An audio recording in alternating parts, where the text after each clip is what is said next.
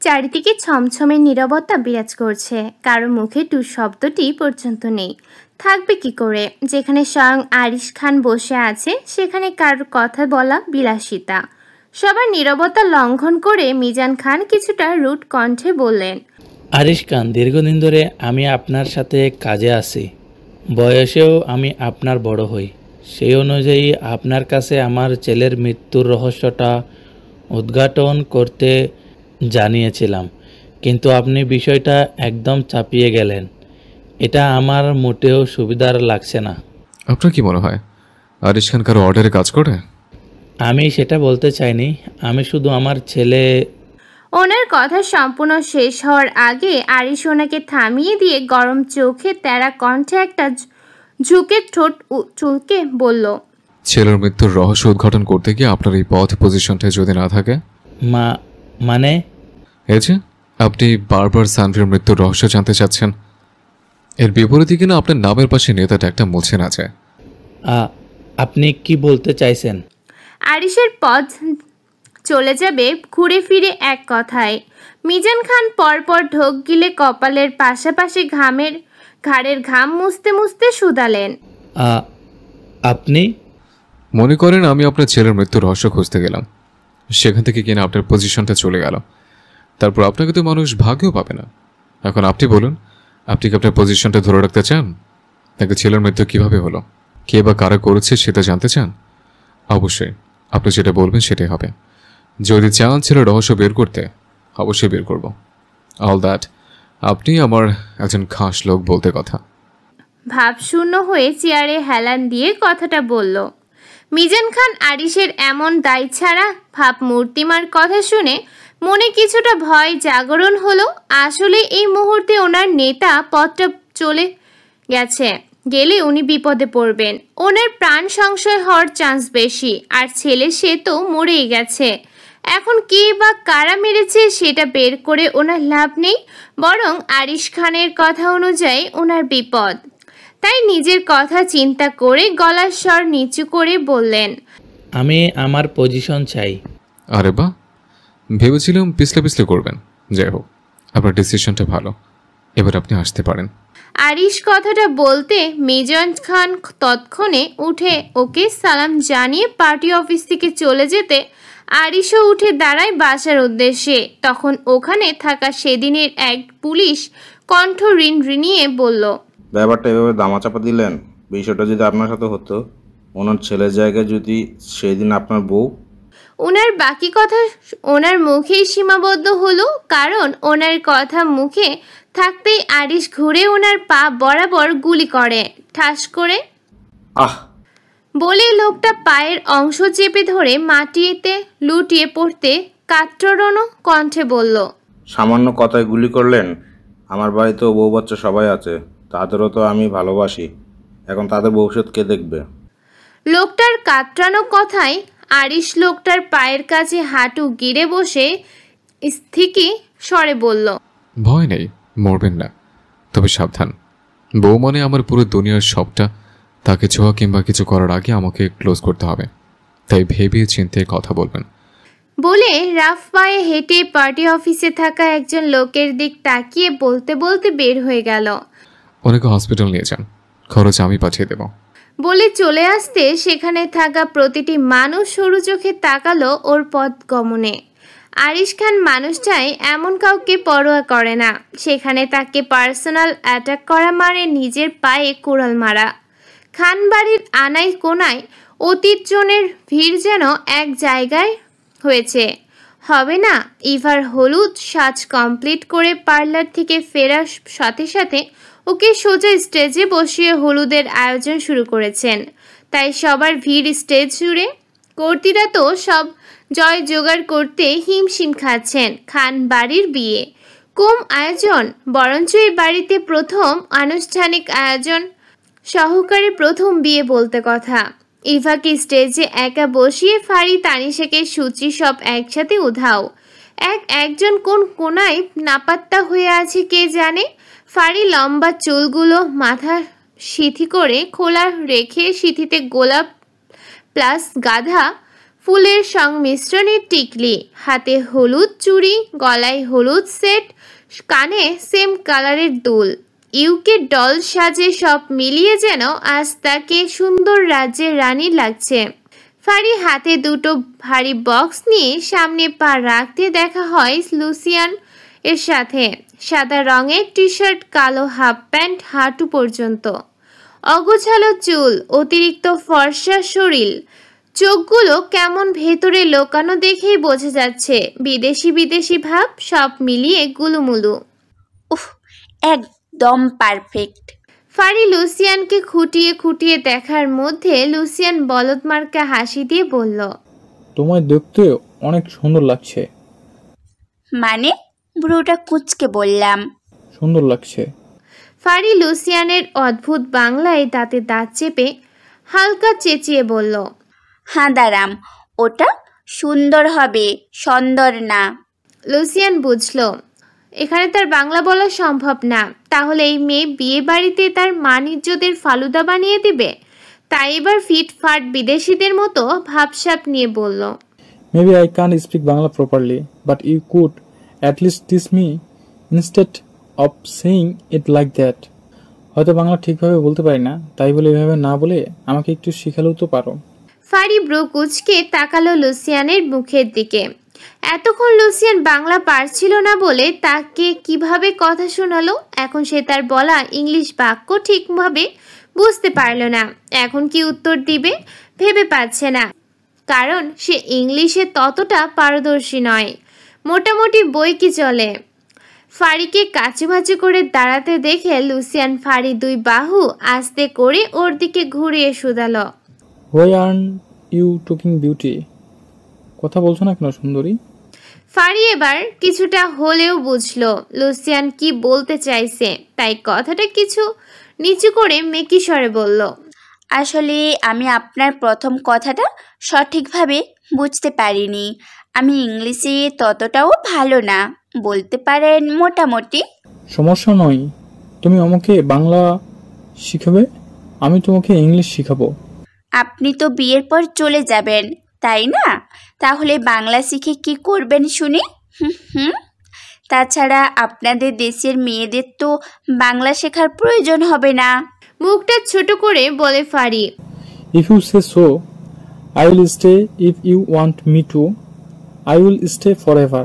লুসিয়ানের দুটো স্বীকরোক্তি কথা যেন ফারির হৃদয় থমকালো। ছলছল নয়নে লুসিয়ানের দিক তাকাতে লুসিয়ান চমৎকার হেসে ফারিকে আরেকটু কাছে টানলো।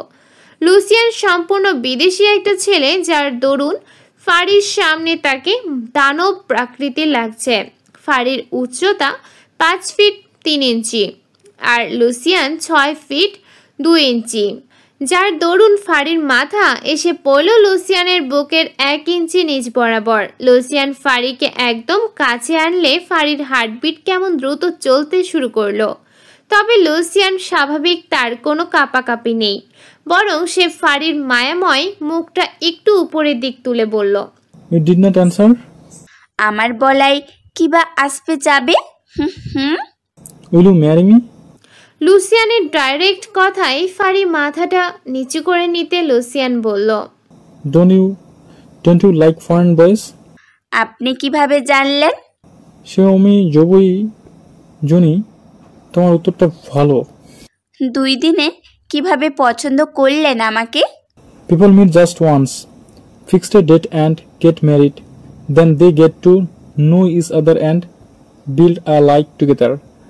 I have seen you for 2 days, can't we also have a life like that? কিন্তু আপনার আম্মু আব্বু? তুমি শুধু হ্যাঁ বলো, বাকিটা আমার বাবা মাই দেখে নেবে। চারিদিকে হইচই। এর আয়োজনে যথি আর ঘরে ঢুকে বসে থাকতে পারল না। আরিশ গেছে প্রায় 1.5 ঘন্টা হতে চলল। সেই তখন থেকে ঘর বন্দি হয়ে আছে, আর কতক্ষণ থাকা যায়। এখন নিচ থেকে সাউন্ড বক্সের উড়াধরা রিলিক্স গান শুনে বুঝতে বাকি থাকে না নিচে কাজিন মহলরা নাচ গান শুরু করে দিয়েছে। এখন সেখানে না গেলে সব কিছু মিস করবে, তাই আর নিজেকে রুম বন্দি না রেখে আর একবার আয়নার সামনে নিজেকে দেখে দরজাটা খুলে দ্রুত পায়ে হেঁটে সিঁড়ি বরাবর আসতে থামতে হয় সানজিদা খানের পিছু ডাকে। মৌ, জি বড় আম্মু।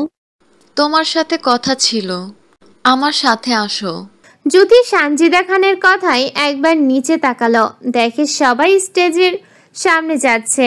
অতঃপর তপ্ত নিঃশ্বাস ফেলে বাধ্য মেয়ের মতো ওনার পায়ের সাথে পা মিলিয়ে রুমে আসতে সানজিদা খান ওকে বসতে বলে আলমারির কাছে গিয়ে দুটো বক্স বের করে। জ্যোতির পাশে বসে বক্সগুলো খুলে ওখান থেকে একজোড়া মোটা 2 ভরি স্বর্ণের প্লাস হীরার পাথর মিশ্রিত শেপ ডিজাইনের রুলি বের করে ওর হাতটা তুলে 2 হাতে পরিয়ে বললেন, এগুলো তোমার, কখনো খুলবে না। এগুলো তো অনেক ভারী। সামলাতে শিখো। সানজিদা খানের কথায় জ্যোতি সেদিনের আরিসের পরানো বালাটার দিকে তাকিয়ে নম্র কণ্ঠে বলল, কিন্তু উনি তো এই বালাটা আমাকে সেদিন পরিয়ে খুলতে নিষেধ করেছিলেন। এখন ওর কথার মধ্যে সানজিদা খান ওর পা দুটো ওনার কোলের মধ্যে নিয়ে দুটো স্বর্ণের ডায়মন্ড পাথর দিয়ে ডিজাইন করা একজোড়া নূপুর পরিয়ে দিতে দিতে বললেন, কিছু বলবে? আমি খুলে দেই, এটা পরিয়ে দিয়েছি।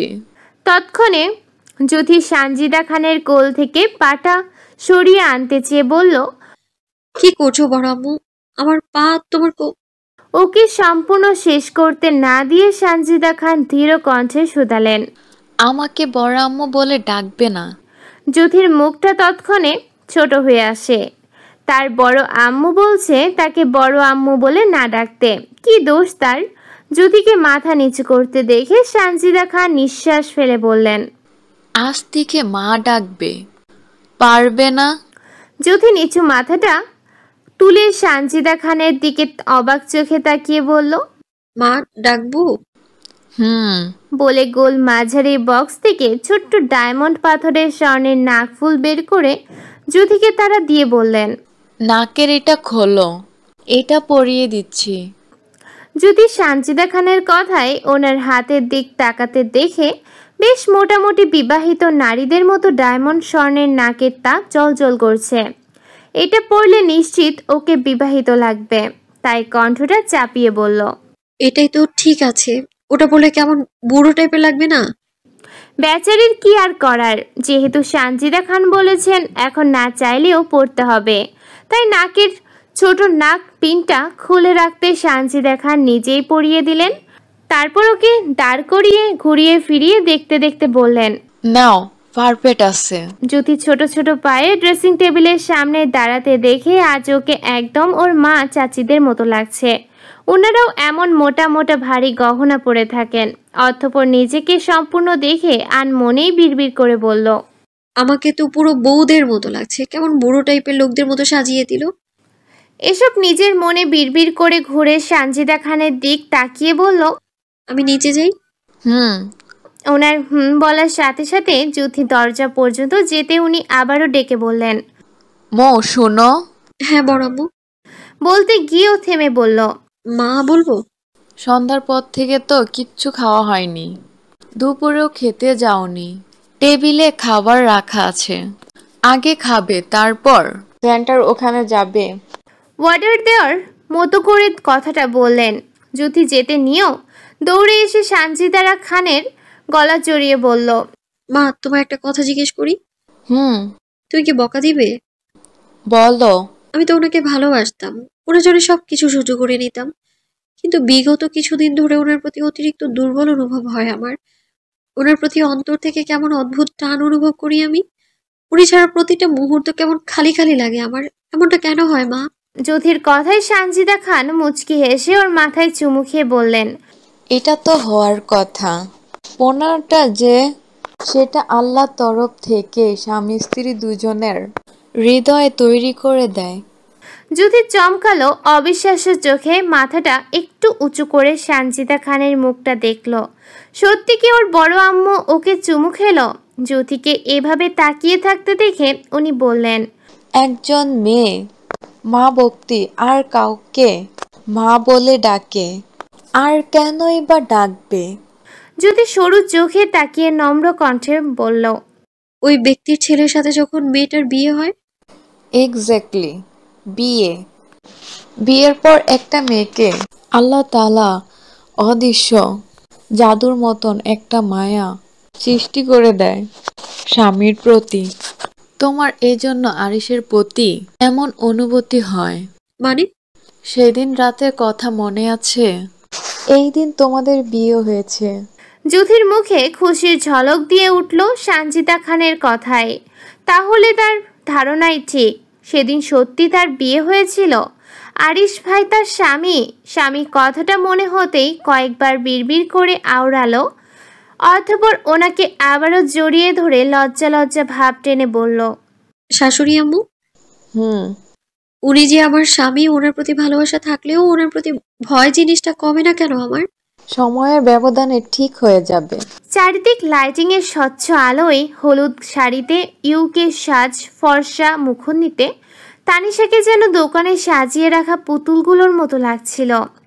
আয়ান বার কয়েক তানিশাকে পর্যবেক্ষণ করে নিজেকে আর স্থির রাখতে পারল না। সাউন্ড বক্সের দায়িত্ব ওখানে থাকা একটা ছেলেকে দিয়ে উঠে দাঁড়ালো প্রিয়সীর নিকট যাওয়ার উদ্দেশ্যে। তানিশার হঠাৎ স্টেজের সামনে চোখ পড়তে দেখে আয়ন ঘোর লাগা দৃষ্টি নিয়ে ওর দিকে কেমন করে এগিয়ে আসছে।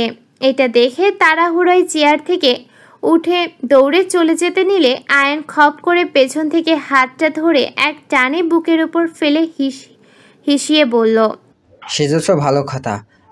আমার সামনে কেন বাচ্চাদের মতো কাচুমাচু করতে থাকো? বোঝো না আমি কি থাকতে পারি না? দেখুন, স্টেট জুড়ে অনেক মানুষ আছে, এভাবে দেখলে মানুষ খারাপ ভাববে। বুঝতে পেরেছি, অনেক শখ হয়েছে তোমার সব কিছু আমাকে দেখানোর। চিন্তা করো না, বেশি দিন অপেক্ষা করব না তার আগেই। ততক্ষণে তানিশা দুহাত দ্বারা পা দুটো উঁচু করে আয়নের মুখ চেপে ধরে বলল, চুপ করুন, এত নির্লজ্জ কেন আপনি? তৎক্ষণে গমগম কণ্ঠে চেপে রাখা হাতের নিচ থেকে শোনা গেল, বউ যদি সারাদিন সামনে ঘুরঘুর করে তাহলে কি স্বামী নিজের ঠিক রাখতে পারে? তানিশা বুঝল এই লোকটার সাথে পেরে ওঠা সম্ভব না, তাই মুখের চেপে রাখা হাতটা সরিয়ে আবার চলে আসতে নিলে আয়ন তৎক্ষণে ওকে হুট করে কোলে তুলে স্টেজের সামনে যেতে যেতে একটু ঝুঁকে ওর নাকে নাক ঘষে বলল, পালাই করা অভ্যাসটা বন্ধ কর, এখন আমার কপাল নাচ করব। আল্লাহ, লজ্জা লাগছে, আমাকে নামান প্লিজ। সবাইকে দেখাতে হবে তো খান বাড়ির ছোট ছেলের বউকে। বলে রিল্যাক্সের থাকা ছেলেটির দিক তাকিয়ে রোমান্টিক গান ছাড়তে বললে, তেরি মোহাব্বত মেইন ইয়ান পাগল रहते हैं देवते भी आप हमको दिया ना कहते हैं। ছেলেটা গান চালু করতে আয়ন তানিশার দিক কড়া চোখে তাকিয়ে বলল, এখন যদি ঠিক মতো নাচ না করো তো স্টেজে সবার সামনে চুমু খাবো। কি আর করার, এমন হুমকি দিয়েছে, এখন না চাইলেও নাচতে হবে তার সাথে। তাই গানের সাথে তাল মিলিয়ে দুজনের নাচার মধ্যে বেশ ঘনিষ্ঠ হয়েছে কয়েকবার। ওদেরকে এভাবে কপাল নাচতে দেখে কাজীর মহল প্লাস সমবয়সী ছেলেমেয়েরা সবাই একটু জোরেই চেঁচিয়ে উঠল, জিও জিও বলে। সবার এমন উৎসাহ পেয়ে আয়ন মুচকি হেসে আরেকটু তানিশার কাছে ঘিসতে তানিশা লজ্জায় ওর শাড়ি ঘামচে ধরল। এর আগে মনে হয় এমন বিভৎস অবস্থায় আর কখনোই পড়েনিও। ওদেরকে কাপল নাচ করতে দেখে লুসিয়ান মুচকি হেসে ফাড়ির কাছে এগিয়ে ওর হাত চেপে স্টেজে উঠল। যদিও লুসিয়ান সেভাবে নাচতে পারে না, আর ফাড়ি সেও তানিশার মতো লজ্জায় মুখটা লাল হয়ে গেল। লুসিয়ান সে ওকে কিছু না বলেই এভাবে ডাইরেক্ট স্টেজে নিয়ে আসবে ভাবেনি, কিন্তু এখন স্টেজে উঠে এভাবে দাঁড়িয়ে থাকলে মান সম্মান সব পাঞ্জা হয়ে যাবে। তাই যেটুকু পারলো দুজনে মিলিয়ে নাচার চেষ্টা করলো। তখন জুথি সানজিদা খানের সাথে কথা শেষ করে আসার সময় উনি আবারও খেতে বললে। ও হ্যাঁ, সূচক মাথা নাড়িয়ে আর কোনোরূপ কথা না বলে হেঁটে চলে আসে খাবার টেবিলে। খিদের সংবরণের জন্য যতটুকু প্রয়োজন সেটুকু খেয়ে ডানে বামে না চেয়ে সোজা দৌড়ে স্টেজের কাছে যেতে দেখে আয়ন, তানিশা, লুসিয়ান, ফাড়ি কাপল ডান্স করছে। কি সুন্দর লাগছে দুই জুটিকে। জুথি অবাক চোখে তাকিয়ে থাকার মধ্যে ওদের ডান্স শেষ হয়, আর ওদের নাচ শেষ হতে জুথির মুখ থেকে আফসোসের সুরে বেরিয়ে আসে, ইস, মিস করলাম। ওদের ড্যান্স শেষ হতে মাইশা মনি দৌড়ে গিয়ে ইসকাম দিলভার দিদিনা দিদিনা গানটা ছাড়তে বলে উড়াধুরা নাচতে শুরু করলো। ওদের 3 মিনিটের নাচ শেষ হতে পাশ থেকে আয়ন কালো চশমা পরে জামা কাপড়ের উপরে লুঙ্গি পেঁচিয়ে অন্য হাতে লুসিয়ানের দিক লুঙ্গি ক্যাচ করতে সেও ডান হাতে লুঙ্গিটা ক্যাচিং করে হাঁটু পর্যন্ত প্যান্টের ওপর পরে নিয়ে লুঙ্গি ড্যান্স গানটায় স্টেজে উঠে লুঙ্গি জাগিয়ে নাচ দিতে সবাই হু হু করে হেসে দিল। যদিও লুসিয়ান শুধু লুঙ্গিটা ওপর নিচ করছে, কারণ তার নাচার কোনো অভ্যেস নাই। ওদের এমন ডিজে নাচ দেওয়ার মধ্যে কোথা থেকে যেন আরিশও তাদের মধ্যে মতো লুঙ্গি পেঁচিয়ে উড়াধুরা নাচ দিতে যুথি অবিশ্বাসের চোখে হাঁ করে তাকিয়ে দৌড়ে গেল স্টেজের উপর। যুথি গিয়েছে তো ভালো কথা, গিয়ে আয়নের পরনে লুঙ্গিটা টেনে খুলতে নিলে আয়ন হঠাৎ এমনটা হওয়ার দরুন ঠাস করে চিত হয়ে পড়ে লুঙ্গি চেপে সামনের দিক তাকিয়ে যুথিকে দেখে ব্রু কুচকে বলল, কি করছিস বনু?